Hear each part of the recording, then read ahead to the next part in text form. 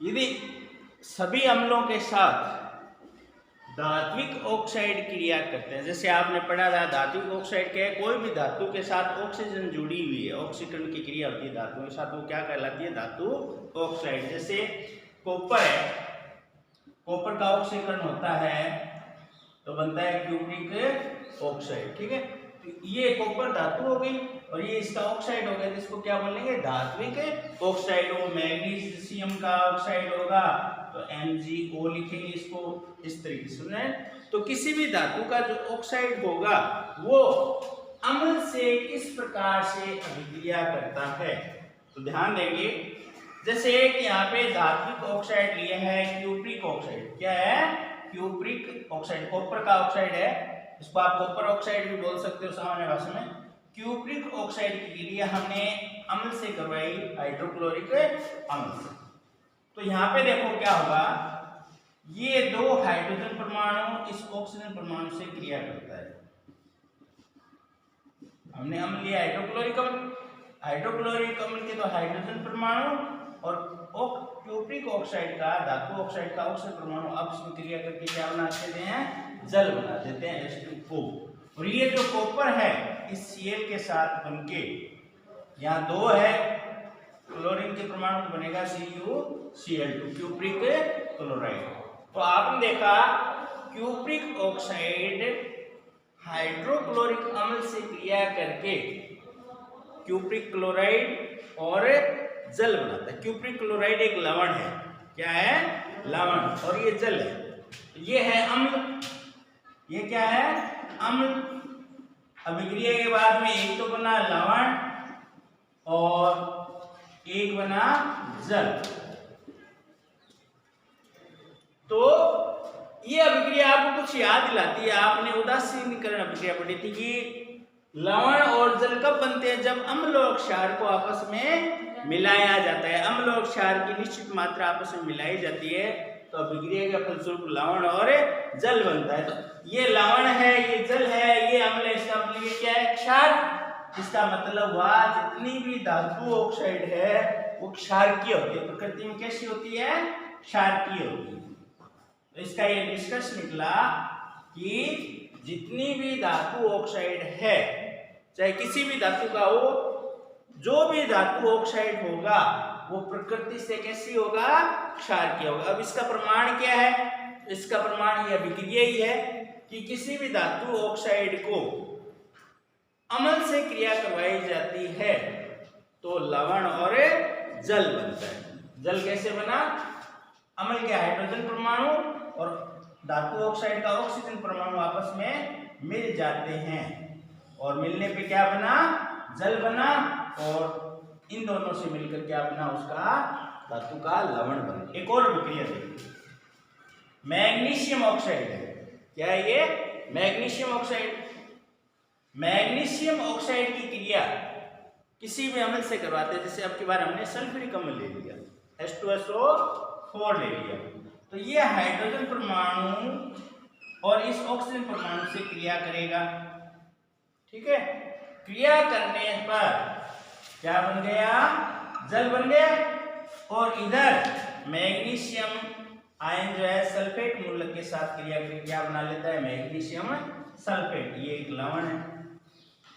एक और देखते हैं, जिंक का ऑक्साइड है, जिंक धातु है, उसकी ऑक्सीजन से क्रिया हुई तो उसका ऑक्साइड बना जिंक ऑक्साइड, इसका नाम हो गया जिंक ऑक्साइड। इसकी क्रिया मान लो हमने हाइड्रोक्लोरिक अम्ल से करवाई, तो हाइड्रोक्लोरिक अम्ल का जो हाइड्रोजन परमाणु है ये ऑक्सीजन से क्रिया करेगा और क्या बना लेगा, जल, और ये जो जिंक है इस क्लोरीन से क्रिया करके बनाएगा जिंक क्लोराइड, ये जो क्या है, लवण। तो आपने ये तीन अभिक्रियाएं देखी, सभी अभिक्रियाओं में समानता दिखाई दे रही है कि कोई भी धातु ऑक्साइड, चाहे वह कौन सी भी हो, कोई भी धातु ऑक्साइड जब अम्ल से क्रिया करती है तो अभिक्रिया के पश्चात लवण और जल प्राप्त होता है। तो ये एक सामान्य अभिक्रिया होगी। आपका प्रश्न आ जाए परीक्षा में, क्या होता है जब, प्रश्न क्या आएगा, क्या होता है जब धातु ऑक्साइड अम्ल से क्रिया करते हैं तथा धातु ऑक्साइड की प्रकृति बताइए या प्रकृति स्पष्ट कीजिए। तब आपका उत्तर सीधा सा होगा कि जब भी किसी धातु ऑक्साइड की क्रिया अम्ल से करवाई जाती है तो उस धातु के संगत लवण बनता है और जल बनता है। ठीक है ना। किसी भी धातु ऑक्साइड की क्रिया अम्ल से करवाई जाती है तो अभिक्रिया के पश्चात उस धातु का संगत लवण बनेगा और जल बनेगा। लिखने का तरीका क्या है, कोई भी धातु ऑक्साइड लिख दो, कोई एक अम्ल लिख दो, यहाँ पे अम्ल का हाइड्रोजन और ऑक्सीजन मिला के क्या बना दो, आप जल बना दो। जो बचा हुआ है उसको एक साथ लिख दो, बन गए ना। एक साथ लिखेंगे भी ध्यान रखेंगे इनकी संयोजकताओं के हिसाब से अणु सूत्र बनेगा। जो आपने 9वीं क्लास में पढ़ा है, कॉपर की संयोजकता 2 होती है और क्लोरीन की संयोजकता -1 होती है। तो इन दोनों को उदासीन बनाने के लिए कॉपर के साथ 2 क्लोरीन परमाणु जुड़े थे, यौगिक बना CuCl2। ये आपने 9th क्लास में भली भांति सीखा है। तो धातु ऑक्साइड ने क्रिया की अम्ल से, अभिक्रिया के बाद बने लवण और जल। तो आपने पहले जो अभिक्रिया पढ़ी थी उदासीन अभिक्रिया, कि जब अम्ल किसी से क्रिया करता है और लवण और जल बनता है तो इसका मतलब अम्ल ने जिस पदार्थ से साथ क्रिया की है वो निश्चित रूप से कौन सा है, क्षारकीय प्रकृति का है। तो आपका उत्तर क्या होगा इस प्रश्न का, कि जब किसी भी धातु ऑक्साइड की क्रिया अम्ल से करवाई जाती है तो अभिक्रिया के पश्चात उस धातु का संगत लवण और जल बनता है। इस अभिक्रिया से स्पष्ट होता है कि समस्त धातु ऑक्साइड की प्रकृति क्षारकीय होती है। आपको 1 नंबर पूछा जा सकता है कि धातु ऑक्साइड की प्रकृति कैसी होती है, तो आपका उत्तर एक शब्द में होगा, क्षारकीय। कैसी होगी, क्षारकीय। क्षारक की, क्षारक जो है वो किसी अधात्विक ऑक्साइड से क्रिया करता है तो क्या, अधात्विक ऑक्साइड और धात्विक ऑक्साइड दो बातें आएंगी। धात्विक ऑक्साइड यानी ऑक्सीजन के साथ कोई भी धातु जुड़ी हुई, ऑक्सीजन के साथ क्या जुड़ी हुई है, कोई भी धातु। और ऑक्सीजन के साथ पहले यदि कोई अधातु हो तो उसको बोलेंगे अधात्विक ऑक्साइड। जैसे अधात्विक ऑक्साइड कौन सा हो गया, कार्बन डाइऑक्साइड। कौन सा हो गया, कार्बन डाइऑक्साइड। है तो ये ऑक्साइड, लेकिन कार्बन क्या है, अधातु है। कार्बन क्या है, अधातु है, इसलिए इसको बोलेंगे अधात्विक ऑक्साइड। ऑक्साइड की दो प्रकृति होगी, धात्विक ऑक्साइड या अधात्विक। अम्ल के साथ तो आपने लिखा धात्विक ऑक्साइड की अभिक्रिया, और क्षारकों के साथ हम लिखेंगे अधात्विक ऑक्साइड की प्रक्रिया। जैसे एक क्षारक लिया, चूने का पानी CaOH की होल ट्वाइस, जिसको अपन कैल्शियम हाइड्रोक्साइड भी बोलते हैं सामान्य रूप से। ठीक है, इस कैल्शियम हाइड्रोक्साइड को आप इस रूप में भी लिख सकते हो CaOH। समझ आ गई बात। C के साथ कितने OH जुड़े हुए हैं, हाइड्रोक्सिल दो समूह जुड़े हुए हैं, एक इधर और एक इधर, तो इनको एक साथ लिख दिया OH की होल ट्वाइस। ठीक है, तो कैल्शियम हाइड्रोक्साइड की क्रिया जब कार्बन डाइऑक्साइड से की, जो कि अधात्विक ऑक्साइड है, तो ये OH और कोई एक H ये अलग हो जाएंगे। देखो H2O अलग हो गए ना, क्या हुआ, H2O प्लस क्या बच गया इधर, Ca ये बच गया, CO2 जो अभिक्रिया में भाग गया वो आ गया, एक ऑक्सीजन ये हो गया, तो बन गया CaCO3। O के कितने हो गए, 3 हो गए ना, तो यो की क्या बना, CaCO3 कैल्शियम कार्बोनेट। तो इधर ध्यान देंगे, जब क्षारक की क्रिया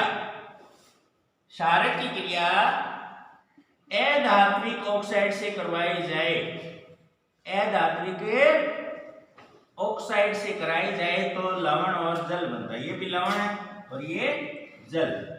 इधर ध्यान से देखेंगे, यहाँ पे भी अभिक्रिया में क्या बन रहा है, लवण और जल। तो ये भी एक तरीके से उदासीनीकरण अभिक्रिया की बात है।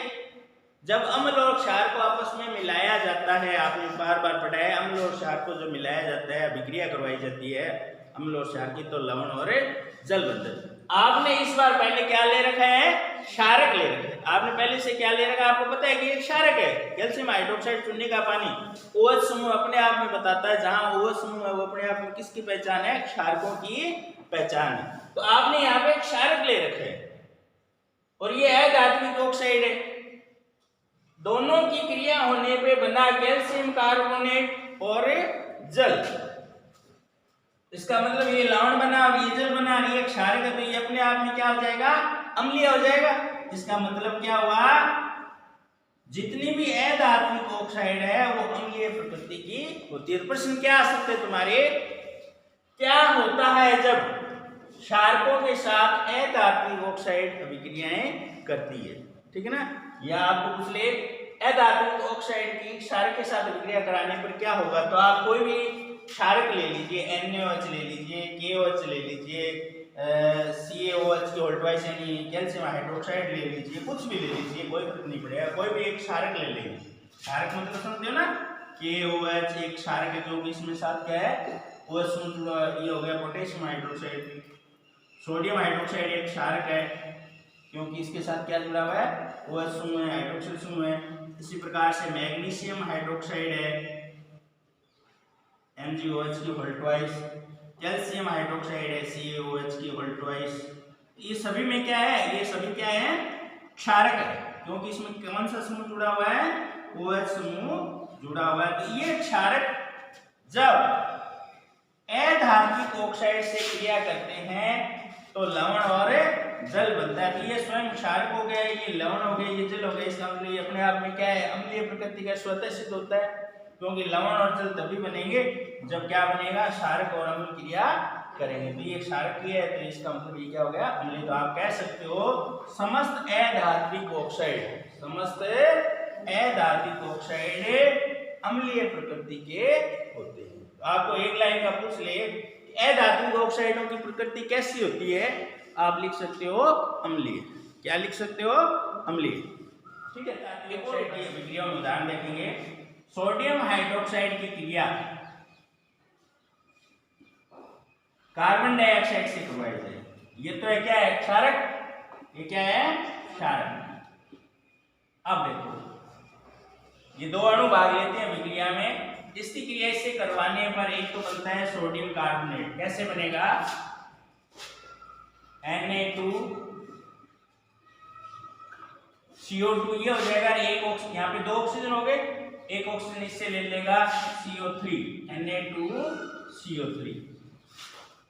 यहाँ पे देखो दो अणु लिए तो दो तो हाइड्रोजन हो गए और दो ही ऑक्सीजन हो गए। दो में एक तो काम आ गई CO3 के साथ, एक ऑक्सीजन तो बच गई ना, तो दो हाइड्रोजन और एक H जो ऑक्सीजन बची हुई है बना देता है H2O। अगर हम इसको सरल भाषा में समझे इसी अभिक्रिया को, तो आप लिख सकते हो NaOH, NaOH।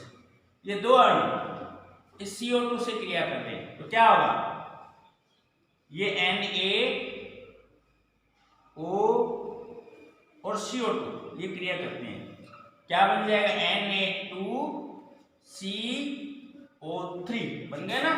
क्या बन गया, Na2CO3 प्लस H2O, ठीक है, H2O। तो सोडियम कार्बोनेट बना, सोडियम कार्बोनेट एक लवण है, ये जल है, ये क्षार है या क्षारक है, तो ये अपने आप में क्या होगा, अम्लीय प्रकृति का ही होगा, तभी लवण और जल बनेगा, अन्यथा बनता ही नहीं। क्योंकि क्षारक कभी क्षारक से क्रिया करके लवण और जल नहीं बना सकते।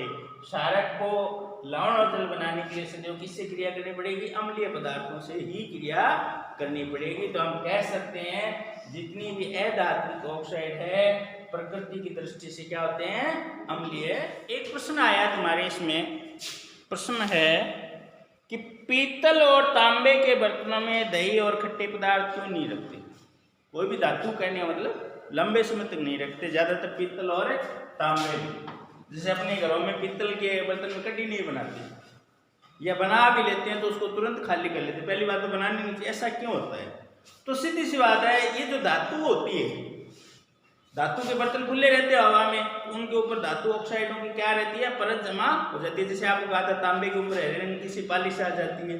तो ये धातु जो है इनके बाहर ऑक्सीजन से क्रिया करके धातु ऑक्साइडों की क्या बनी रहती है, परत रहती है। कोई भी अंदर खट्टी चीज पकाएंगे, खट्टी चीज में क्या होता है, अम्ल होता है, ठीक है ना। और धातु ऑक्साइड आपको बताया था क्षारकीय प्रकृति के होते हैं, तो वो क्षारकीय धातु ऑक्साइड और अम्ल आपस में रासायनिक अभिक्रिया करते हैं। जो पदार्थ बनेगा अपने खाद्य पदार्थ मिल जाएगा, जो लवण बनेगा वो अपने भोजन में मिल जाएगा और वो हमारे शरीर में जाके नुकसान पहुंचाता है, समझाएंगे ना। और जो सिल्वर के बर्तन है ये तो बहुत ही ज्यादा घातक होने लगे हैं, इस कारण से जहां तक संभव सिल्वर के बर्तनों को इनको बंद कर देना चाहिए। तो ज्यादातर पकाने में लोहे के बर्तनों का उपयोग करते हैं, क्योंकि लोहे का ऑक्साइड जब शरीर में जाता है तो शरीर को फायदा पहुंचाता है। लोहे का लवण जब हमारे शरीर में जाएगा, लोहे का ऑक्साइड क्या करेगा, खट्टी चीजों से इनसे क्रिया भी करता है, तो नमक जो बनेगा आयरन का बनेगा, लोहे का लवण बनेगा। लोहे का लवण बनेगा तो क्या होगा, हमारे शरीर को फायदा करेगा, नुकसान नहीं करेगा। जबकि एल्यूमिनियम और अन्य धातु के जो बर्तन है वो शरीर को जो नुकसान पहुंचाने वाले लवण का निर्माण करते हैं। तो ये थोड़ा सा ध्यान रखोगे, इसका उपयोग है। धातुओं की क्रिया अम्ल से करवाई जाती है तो कौन सी गैस निकलती है? धातुओं की क्रिया अम्ल से करवाई जाए, जैसे कोई मैग्नीशियम धातु है, तुम्हारे दूसरा प्रश्न आ रहा है इसमें, किसी भी अम्ल से करवाएंगे तो कौन सी गैस निकलेगी? तो निश्चित बात है कौन सी गैस मुक्त होगी, हाइड्रोजन गैस मुक्त होगी, क्योंकि धातु इनके साथ क्रिया करके, क्योंकि धातु आयनों की प्रकृति होती है धनात्मक और हाइड्रोजन की प्रकृति भी धनात्मक होगी आयनों के रूप में। तो कभी धनात्मक आयन धनात्मक आयन से नहीं जुड़ेगा, धनात्मक आयन किससे जुड़ेगा, धनीय मूलक किससे जुड़ेगा, ऋणीय मूलक से जुड़ेगा, तो ये तो लवण बन जाएगा।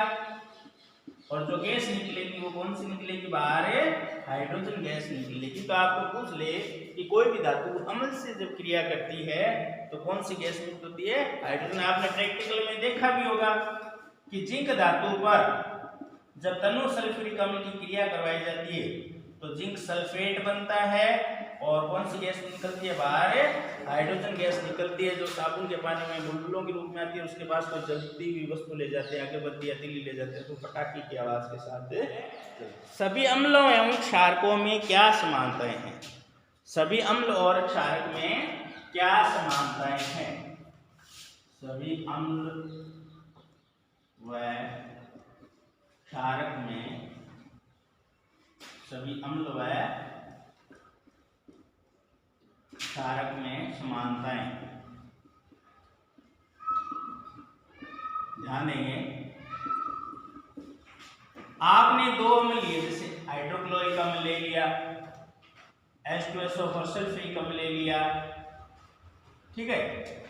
इसको आपने इसकी जांच करनी है, इसकी समानता की। क्या करोगे, एक बीकर लोगे, एक बीकर में एक जो कास्ट की कार काटी है वो लगा दी और इसके ऊपर दो इलेक्ट्रोड लगा दिए, जैसे सेल वाली जो ग्रेफाइट की छड़ी है वो लगा दी, ठीक है। अब इस इलेक्ट्रोड का संबंध कर दिया बैटरी के इस सिरे से, एक बैटरी से जोड़ दिया, 6 वोल्ट की बैटरी से जोड़ दिया, और इसके एक बल्ब जोड़ दिया, इसके एक बल्ब जोड़ देंगे इस तरीके से, यहाँ पे स्विच ऑन कर दिया और इसका संबंध इस इलेक्ट्रोड से, ठीक है। तो अब इसके अंदर बारी बारी से इन अम्लों का जलीय विलयन लेते हैं, इस अम्ल का जलीय विलयन लेते हैं, इस बैटरी से जुड़े तार का स्विच ऑन कर देते हैं। अब देखो, जब आपने ये अम्ल नहीं लिया था उसमें आपने स्विच ऑफ किया था पहले, फिर ऑन करोगे तो आप देखोगे इन दोनों इलेक्ट्रॉन के बीच में कोई आपस में कोई संबंध नहीं है। यहाँ से जो परिपथ है अलग अलग है, क्योंकि ये तो काठ का बना हुआ है, इनके बीच में कोई कनेक्शन नहीं है, तो बल्ब प्रकाशित नहीं होगा चाहे आप बटन ऑन कर दो, क्योंकि दोनों तार क्या है एक दूसरे से अलग अलग। लेकिन जैसे ही आपने इसमें कोई भी अम्ल का जलीय विलयन डालोगे, जलीय विलयन डाल करके स्विच ऑन करोगे तो आप देखोगे बल्ब प्रकाशित हो जाता है। इसका मतलब क्या हुआ, इन दोनों के बीच में इलेक्ट्रोडों में संबंध हो गया किसी तरीके से। तो कैसे हुआ, जब भी कोई अम्ल जल में घोला जाता है तो हाइड्रोजन धनायन बनता है सदैव। क्या बनता है, हाइड्रोजन धनायन। जैसे एसिड को आपने पानी में घोला तो हाइड्रोजन धनायन बनेगा और क्लोराइड ऋण आयन बनेगा।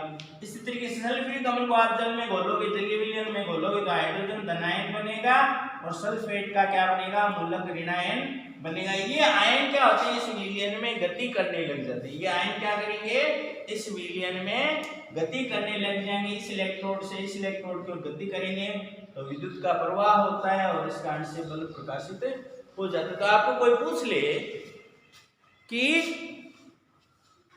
किसी भी अम्ल का जलीय विलयन विद्युत का प्रवाह क्यों करता है, या किसी भी क्षार का जलीय विलयन विद्युत प्रवाह क्यों करता है, तो आप कहोगे कि जब भी किसी अम्ल और क्षार को जल में घोला जाता है, किसी भी अम्ल और क्षार को जल में घोला जाता है तो धनायन व ऋण आयन बनते हैं और इन आयनों की गति का प्रवाह होने के कारण ही परिपथ में विद्युत धारा का प्रवाह होता है। ठीक है, ऐसा ही क्रिया क्षारकों के साथ होगा। लेकिन इसकी जगह आप कोई दूसरा विलयन ले लो।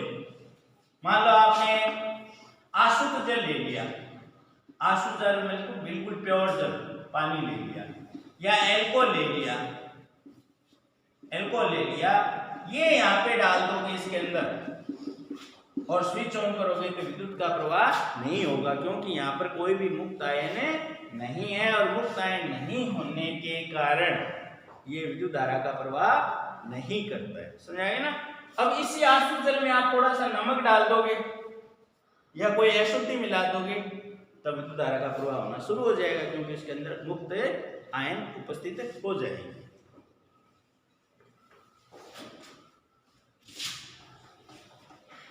तो सभी और अम्ल क्षारक में क्या समानताएं होती है, क्या सीधाई बात कि जब भी इनको जलीय विलयन में घोला जाता है तो ये अपघटित हो जाते हैं अपने धनायन और अपने ऋणायन। ठीक है, और अपघटित होकर के इनका जलीय विलयन यदि होगा तो विद्युत का चालक भी जलीय विलयन की बात करें, क्षारक का जलीय विलयन, जलीय विलयन ध्यान देंगे इधर। मान लो आपने दो अम्ल लिए हैं, हाइड्रोक्लोरिक अम्ल लिया है या H2SO सल्फ्यूरिक अम्ल लिया है, या एक अम्ल और ले लेते हैं एसिटिक अम्ल CH3COOH। इसका नाम क्या हो गया, हाइड्रोक्लोरिक अम्ल। इसका नाम क्या हो गया, सल्फ्यूरिक अम्ल। और इसका नाम क्या हो गया, एसिटिक अम्ल। इनको जो पानी में घोला जाता है या एक प्रणाली में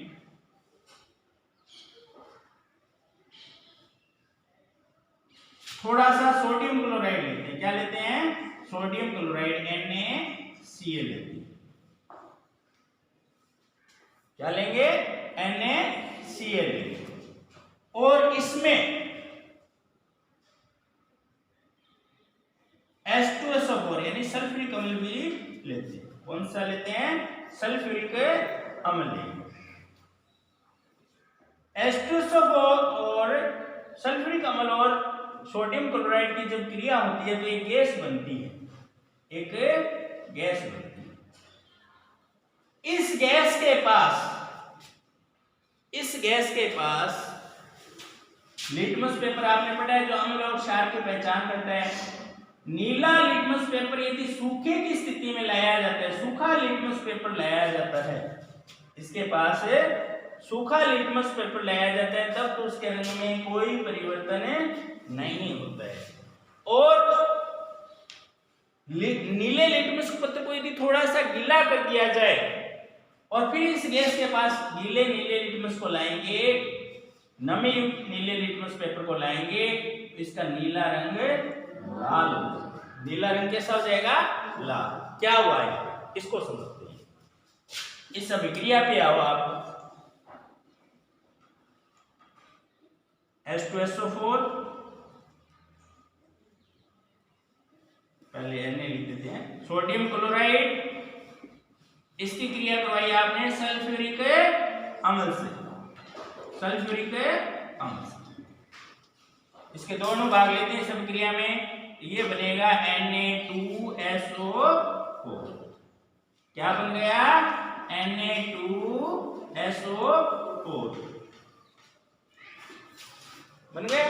आगे देखो, दो क्लोरीन के परमाणु में, दो हाइड्रोजन के परमाणु में तो जो गैस बनती है वो होती है हाइड्रोजन क्लोराइड। कौन सी गैस होती है, हाइड्रोजन क्लोराइड। H2 और Cl2 H और Cl की संयोजकता एक एक होती है, तो HCl बनेगा, दो संख्या इनकी तो 2 HCl। तो ये जो गैस है वो कौन सी होती है? हाइड्रोजन क्लोराइड गैस होती है। ठीक है, इस हाइड्रोजन क्लोराइड ये यहाँ से आती है। जब नीला लिटमस है तब तो इस नीले लिटमस से हाइड्रोजन गैस क्लोराइड ही क्रिया करती है। ये हाइड्रोजन क्लोराइड उदासीन होती है। क्या होती है? उदासीन होती है। इसलिए नीले लिटमस के पत्र पर कोई प्रभाव नहीं पड़ेगा। ठीक है, लेकिन यदि इसी नीले लिटमस पत्र को गीला कर लिया जाए, गीले करने का मतलब क्या? आ गया साथ में पानी आ गए। पानी आने के कारण क्या होगा? ये जो हाइड्रोजन गैस क्लोराइड है इस जल से क्रिया करती है, नमी से क्रिया करती है और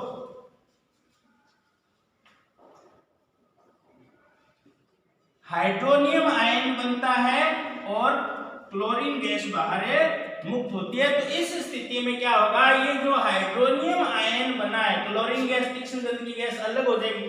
जानेंगे हाइड्रोजन क्लोराइड, आप ये देखो, हाइड्रोजन क्लोराइड की क्रिया जब जल से होती है तो ये हाइड्रोजन और क्लोरीन अलग अलग हो जाती है। सामान्य भाषा में आप ये समझोगे, हाइड्रोजन और क्लोरीन क्या हो जाएगी? अलग अलग हो जाएगी। क्लोरीन गैस तो बाहर निकल जाएगी तीक्ष्ण गंध के रूप में। और ये जो हाइड्रोजन आयन बना है, ये जो हाइड्रोजन आयन बना है जल के H2O से क्रिया करके H3O बना लेता है। यानी कभी भी हाइड्रोजन धन आयन स्वतंत्र अवस्था में नहीं रह सकता।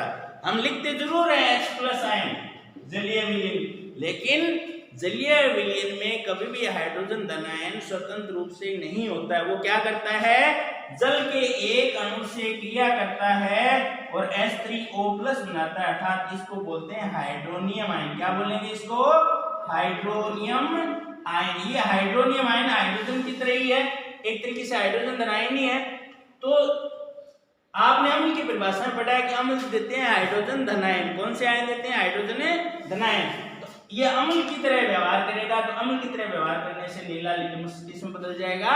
लाल रंग में बदल जाए। यही कारण है कि गीला नीला लिटमस जो है वो लाल हो जाता है। कहने का मतलब क्या हुआ?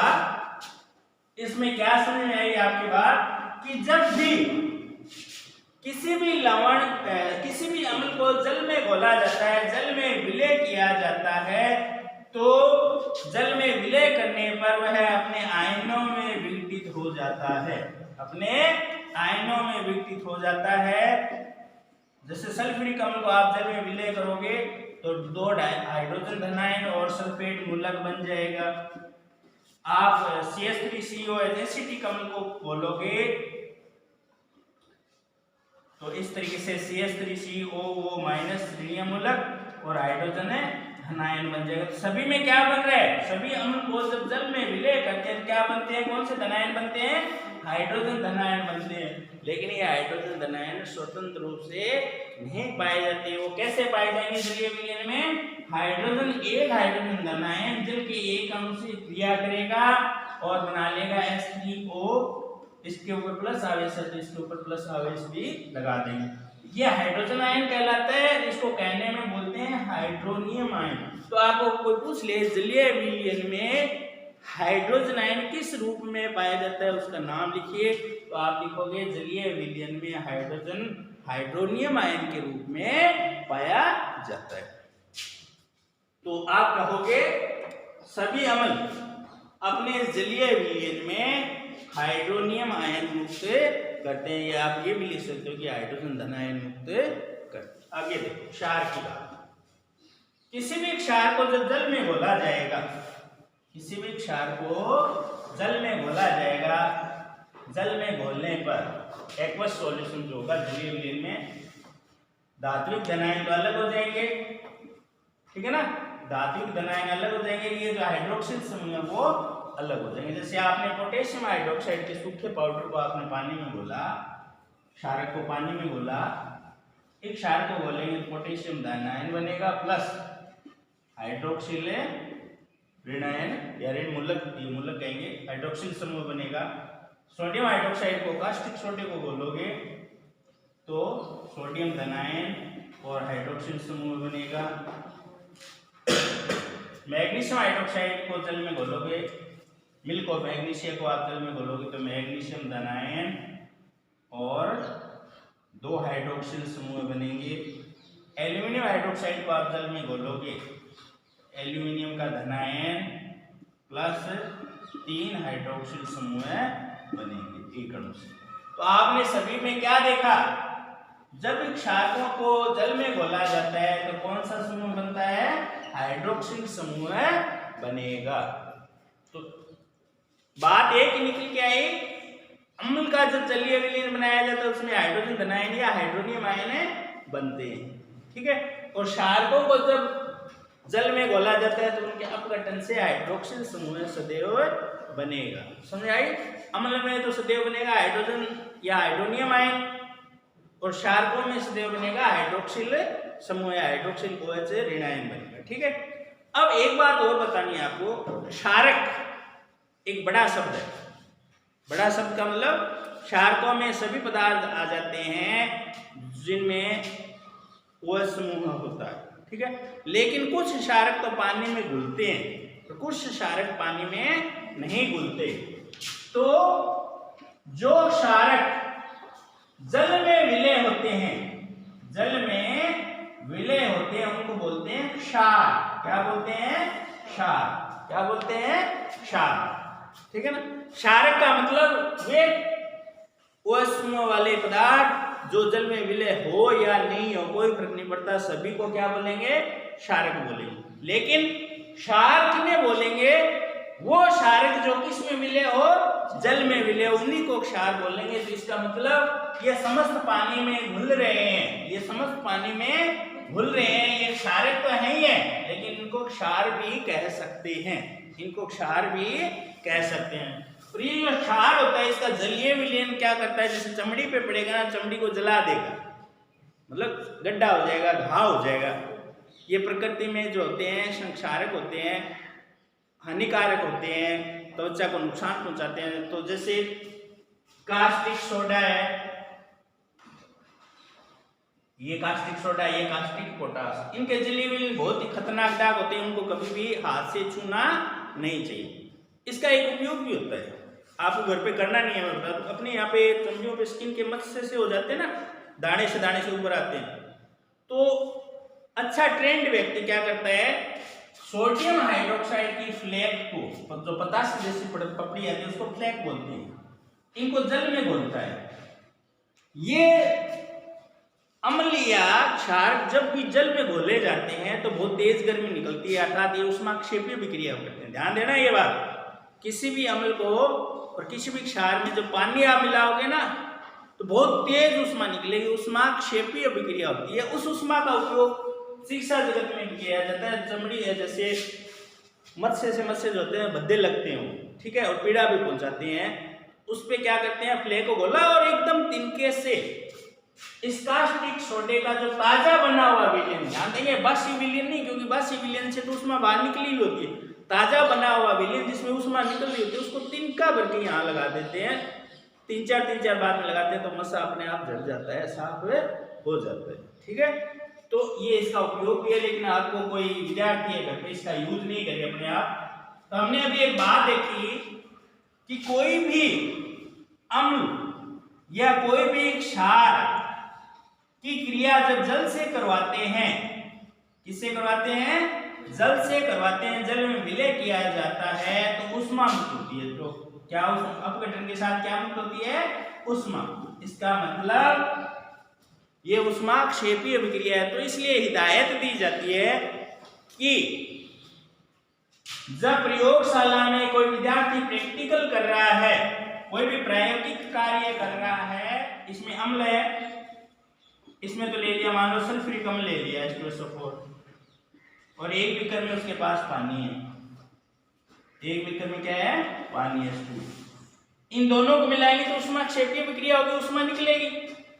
तो उनको क्या सावधानी बताती है कि आप कभी भी सांद्र अम्ल में यानी प्योर अम्ल में कभी भी पानी नहीं डालोगे।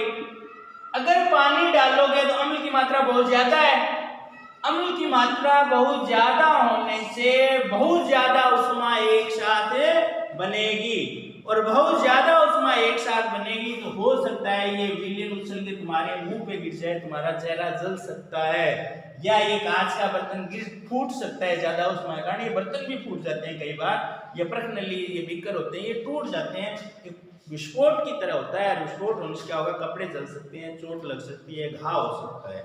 इसलिए हिदायत दी जाती है कभी भी जल को अम्ल में मत मिलाइए।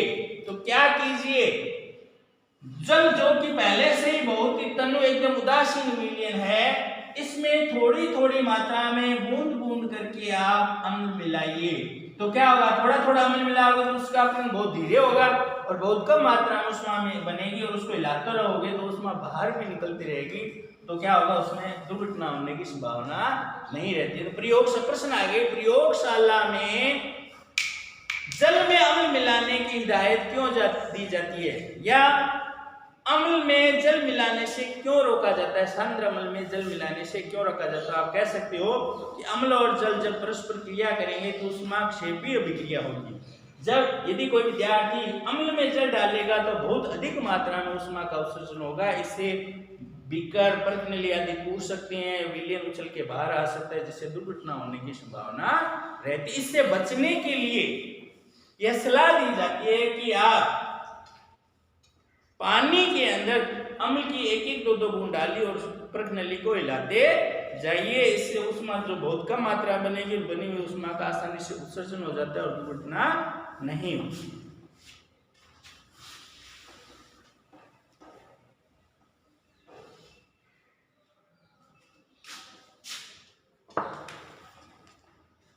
अब हमने देखा कि आपको दो शब्द आए, एक तो सांद्र और एक तनु। ये क्या है, जब किसी विलयन में पानी की मात्रा बहुत अधिक हो, पदार्थ की तुलना में पानी की मात्रा बहुत अधिक हो, तो उसको कहते हैं तनु विलयन। जैसे मान लो आपने 5 ग्राम या 5 ग्राम जो लिया है, 5% तो है आपके अम्ल और 95% है पानी। जल ज्यादा है तो जल ज्यादा है, इसका मतलब अम्ल की मात्रा बहुत ही कम है, तो ये विलयन कहलाएगा तनु। सांद्र विलयन, जब पानी की मात्रा पदार्थ की मात्रा से कम हो तो उसको क्या बोलेंगे, सांद्र। मान लो कोई विलयन आपने बनाया है, उसमें 70% 65% यानी 50% से अधिक तो है अम्ल और 30% या कुछ जितना भी वो है जल, तो जल की मात्रा कम हो गई ना, तो ये कहलाएगा सांद्र विलयन। तो सांद्र विलयन को तनु बनाने के लिए मैंने आपको बताया कि पानी के अंदर धीरे धीरे अम्ल की एक एक दो दो बूंदे या क्षार की एक एक दो दो बूंदे डालिए, पानी को उस सांद्र में मत डालिए। तो इस तरीके से जल में धीरे धीरे अम्ल डालकर जो विलयन बनाया जाता है, इसमें जल की मात्रा तो होगी ज्यादा, जल की मात्रा तो क्या होगी ज्यादा, अम्ल या क्षार जो भी आप मिलाते हैं उसकी मात्रा क्या होगी कम। तो ऐसे ज्यादातर अम्ल की बात आते हैं, क्षार की बात नहीं करते हैं, तो इसमें अम्ल की मात्रा हुई कम, तो ऐसा विलयन तनु विलयन कहलाता है। और ये घटना कहलाती है अम्ल का तनुकरण। क्या कहलाता है, तनुकरण, डाइल्यूशन बोलते हैं इसको, डाइल्यूट करना यानी पानी की मात्रा बढ़ाना। किसी विलयन, अम्ल के विलयन में पानी की मात्रा बढ़ाने को क्या बोलते हैं, तनुकरण बोलते हैं। प्रश्न आ जाए तनुकरण किससे कहते हैं, अम्ल के विलयन में जल की मात्रा बढ़ाना क्या कहलाता है, तनुकरण